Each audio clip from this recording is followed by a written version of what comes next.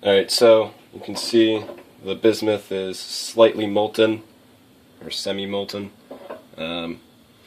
Bismuth metal is less dense than liquid bismuth. So you might actually have to push the bismuth down into the liquid in order to get it to melt a little bit faster. You'll notice that it has a bit of an iridescent color. This is the oxide that forms on the outside when it cools.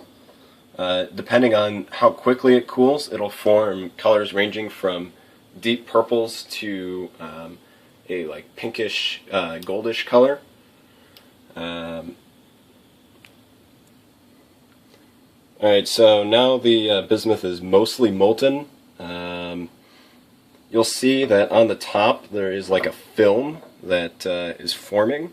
This is called slag. This is basically residue and other contaminants that get into the metal.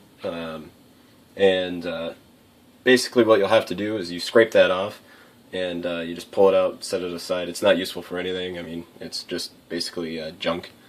But once you do that, you'll see underneath there is a silvery metal. That's what bismuth looks like when it's completely liquid. Kind of see under there. So as I scrape up the slag, you get that silvery metal underneath. That'll also oxidize, just from cooling slightly, being at the surface. Alright, so I think we're going to get ready to pour this.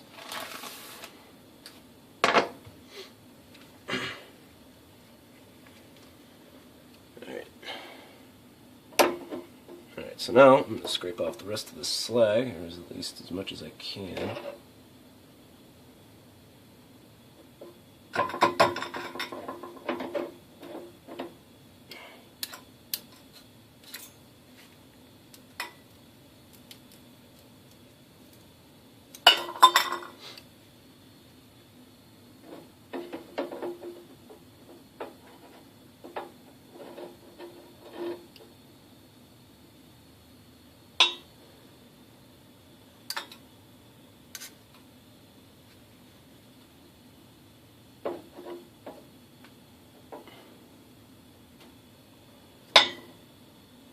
Alright, then what I'm going to do is I'm going to pour it in this crucible, makeshift crucible that I have over here.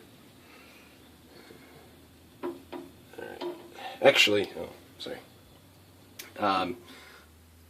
So I turned off the heat here, and now what's going to happen is the bismuth is going to cool, and it's going to cool around the outsides, and I'll see that portion will actually stop, I guess, moving around as it cools.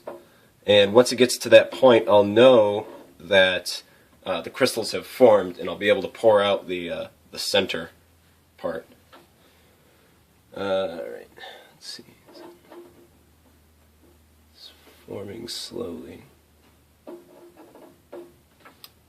Probably don't want to move it too much.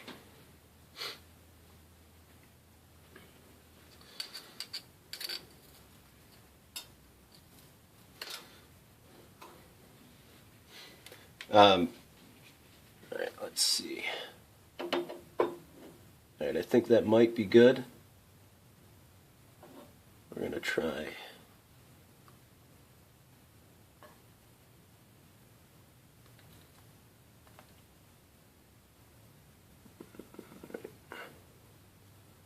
So, I think I poured it out a little bit too early. You can kind of see a crystal structure that was starting to form, but it broke off. That's this piece in the center here. You can see smaller crystals around the outside. Let's see.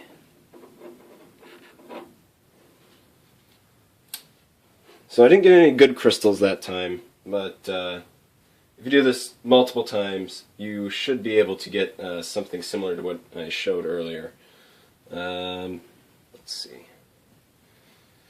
Might be able to just Ew, pliers are melting a bit. Alright.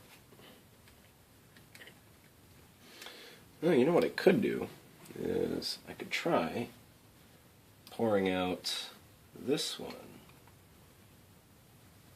Alright. Let's see. Let's pour it into here.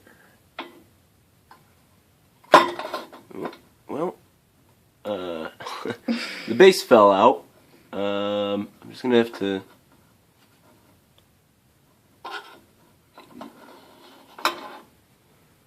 Alright. Well, what you're looking for normally is the kind of a staircase structure. I think they're called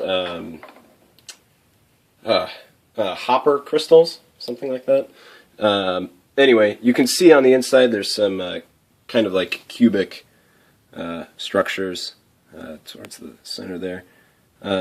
Normally what you're looking for is kind of like this staircase structure, but you can kind of see in this one here. If I can get it to focus.